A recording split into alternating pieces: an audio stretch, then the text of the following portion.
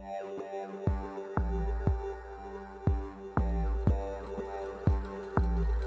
are operating on a frequency of 52 megacycles by authority of the Federal Communications Commission. A test program follows.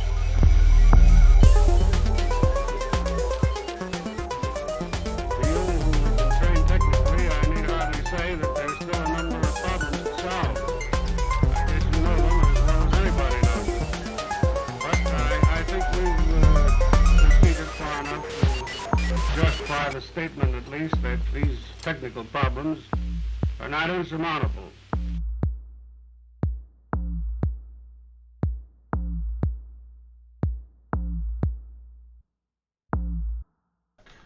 Yay! And I failed miserably, so that your video before we go back. I can stop looking at my fists. But yeah, so that brings us to the end of the games this week. I mean, KOP are always a great team. Rocket Boots are always a good team. I've just realised you can see me with a dog on my lap, which wasn't necessarily the plan, but he wanted to be seen. Well, Rocket Boots wanted this game. We're looking forward to this game since the start. So I was always going to be covering it no matter what. It was a strange adaptive deck. Yeah. And for me, it was just seeing the faith, even though how good Jove is, seeing the faith JB had in the DT deck against the Rush deck, and it paying off. The DT deck did some beautiful work. Yep, it was great. So we're coming out to 9:30, an hour and a half into the show. So let's get through what the 6 people still watching this want to see, which is the playoff details. Now, yes. So the first thing is going to repeat what I was saying to Brachiosaurus, but I don't know if my audio was working on then. Is Brachiosaurus, you guys have auto qualified for top 16, so you aren't in the playoffs because you are already in the top cut. The playoffs are for everyone who hasn't come top of a group, basically, or bottom of the group in some cases. So to reiterate what we said at the start of the stream, yeah, if you have won your group, congratulations, you have 2 weeks off.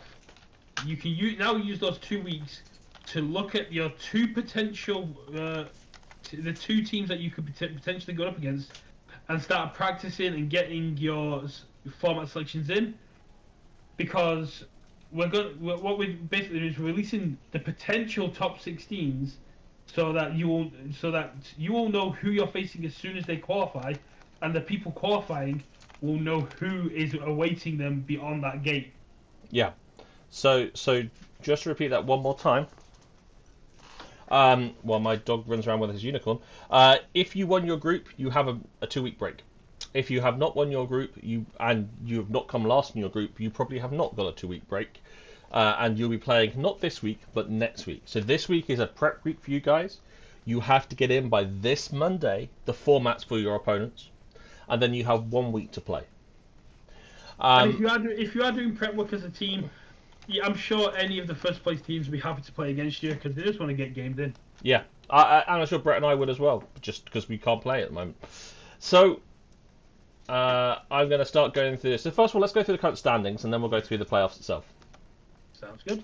So the winner of the group stages in this is D20 Primus, with D20 Merc, let's be clear, 2 games and 3 keys behind. You can't get much closer than that. And opposite... it's been a hell of a group. Oh, they all have, but yeah.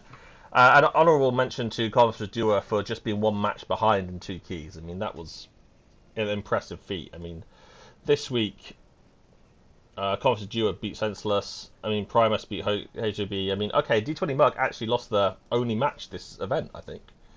Wow. To Conference Satsu, who... Wow. who were so low down. So, yeah. But seeing both the D20s being top of the group, I've got great. I'm expecting that great stuff from from these guys getting forward, especially comes off to do it because it's 2 first-time events that have the chance to make it into the top 16. Yeah, no, it's great to see. And here we have in the Logos group, Sloppy Lab Work, KOTE 5 winners coming top of the pile, 60, 16, 56. So they lost 1 match. And again, two games and 3 keys away or both second. It was a close game. Yeah. And when I went through this, there were no teams tying for scores in a single group, at least not that I remember seeing. So it's going to be it's actually quite refreshing, if nothing else. Normally there's one. Yeah, at least it's normally always one. I guess it's better. The good thing about having a smaller pool is less likely to happen. Yeah. Now we'll find out as we go through. We'll screw up the pairings. And just to remind you, for those who are winning, you go auto qualify. For those who are second and third, you'll play a second or third person from a different team. So if you are second in Mars, for example, No Califax Austria will play a third place team in a different group. And then again, the fourth place team after drops will play a fifth place team in another group to try and make sure to share out the playoffs. So there's not just a playoff for top cut, there's a playoff for top second and a losers cup for everyone else. No worries, Mr. Kong. Great to have you here. We were talking about you a little bit earlier because you're doing a intro event for new players, and Chris was on about offloading some of his lesser played decks. I said you'd be the perfect person to speak to. Yeah, I will hit me up on Discord and we'll chat later, man. But yeah, in the Mars group, Hamburger Lentians won. Again, 2 keys separating them from No Kanga fans. And a match though, and a match. And the match. So it's not quite so close. Everything else is pretty close. But then looking at Key Frogs, 2 game wins and 3 keys. Key Frogs once again in the qualifiers to make to make it in there. Yep, and I think that's going to be one of my games I hope you record next week.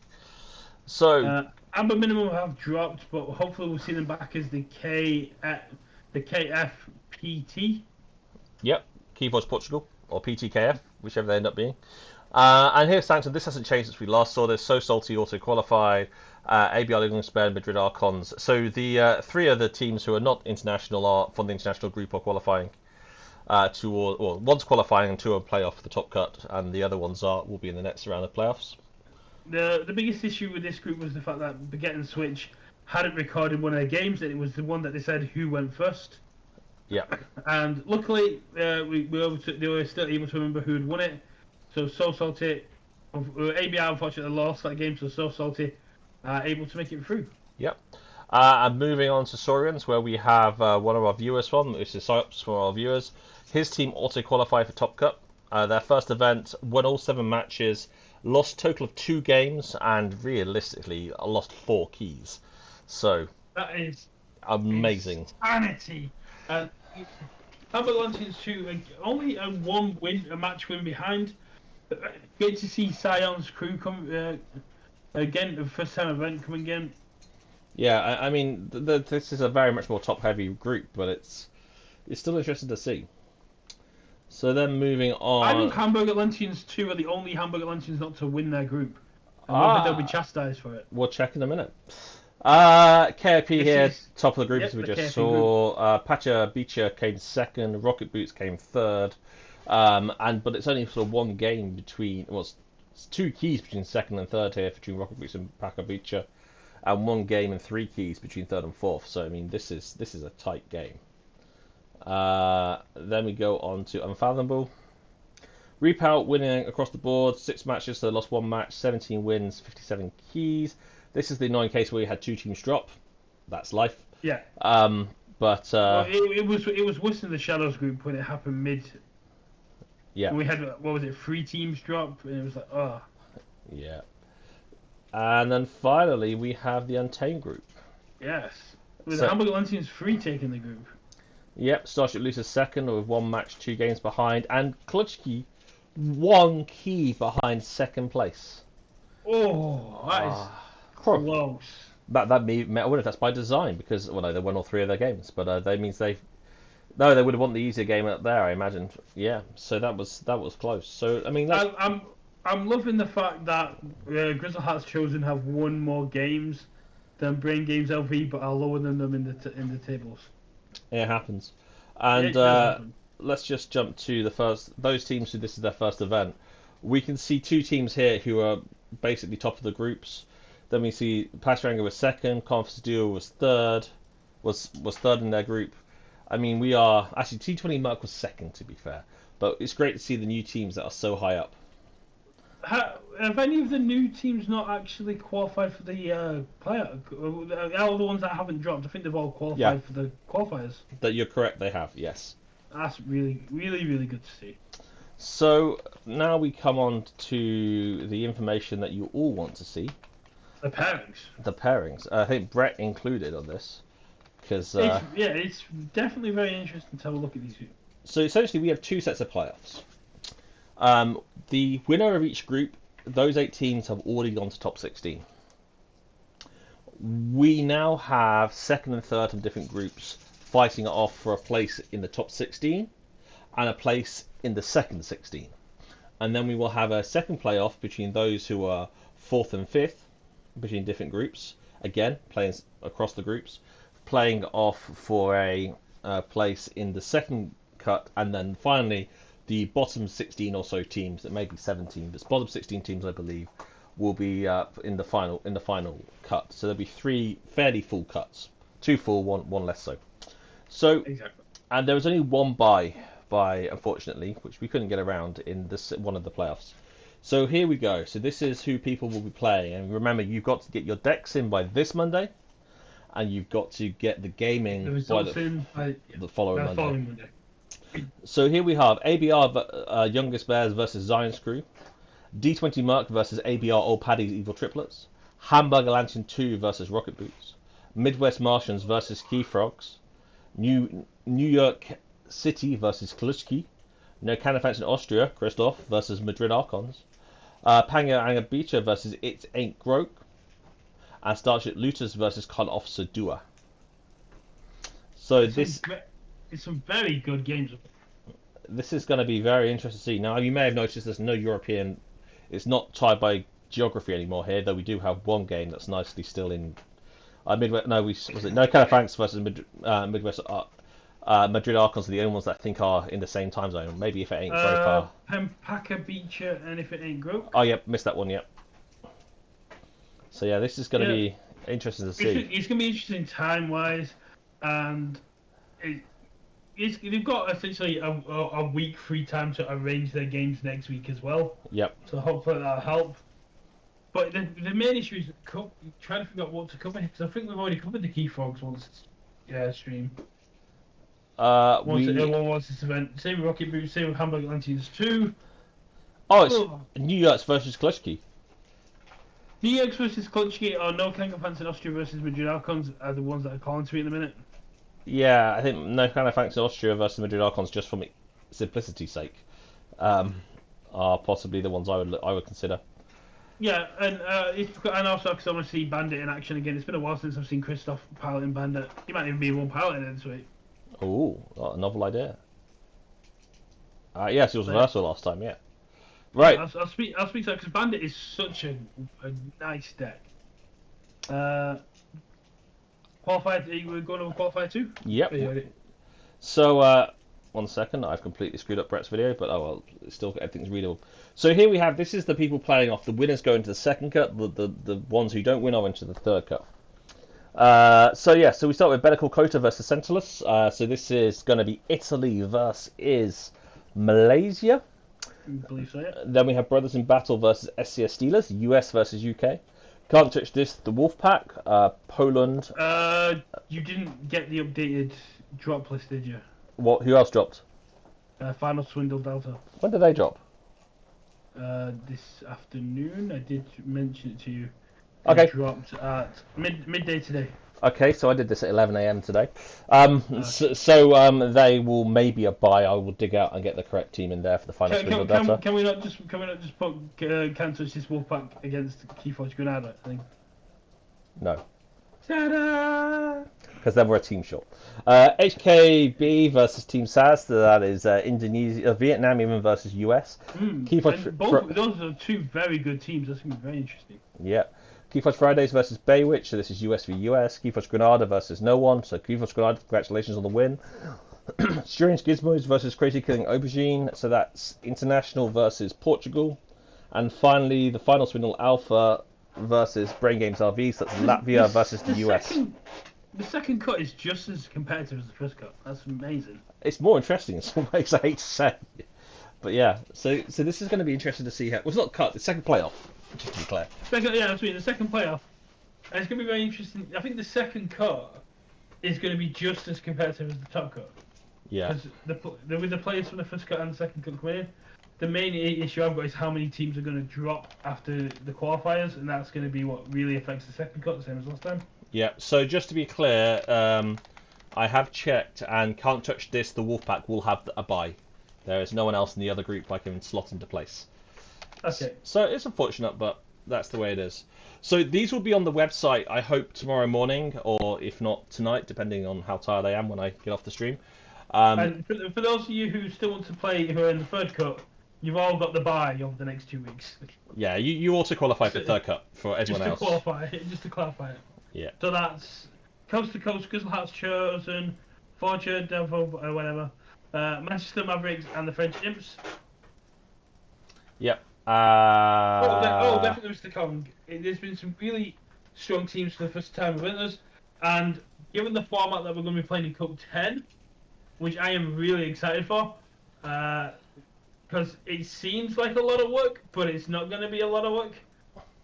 I am really excited to see what people bring to this and if it's going to bring in more teams again. But either way, it's going to be, I've already changed counters just to buy. Yeah, I'm just doing that. Actually, making the third group make more sense because I was very short.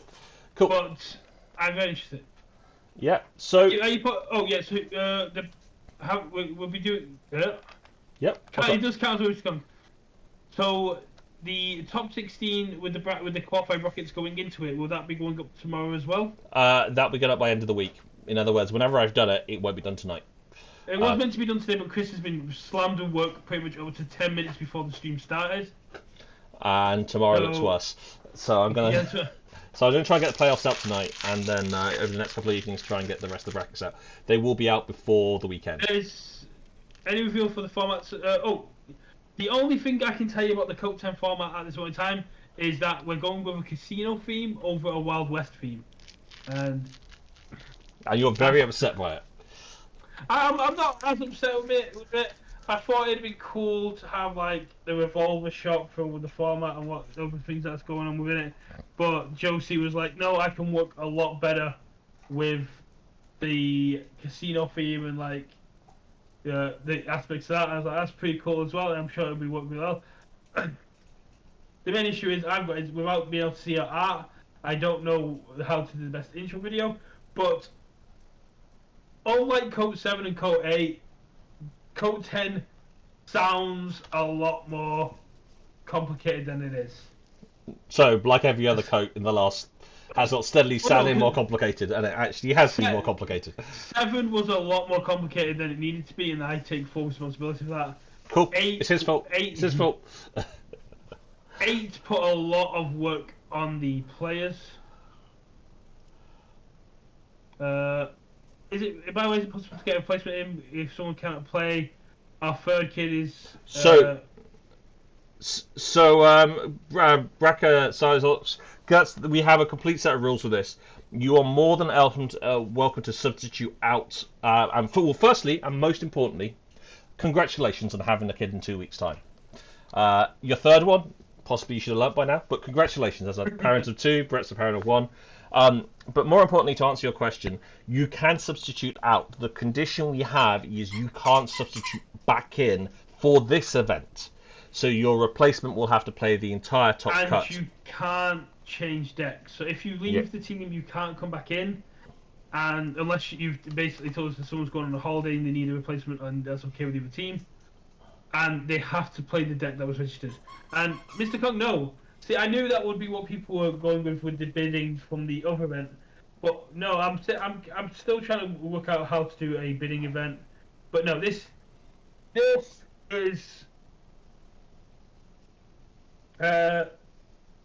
it's very similar to the first few KOTEs that we did. I believe the Manchester Mavericks even won one of them.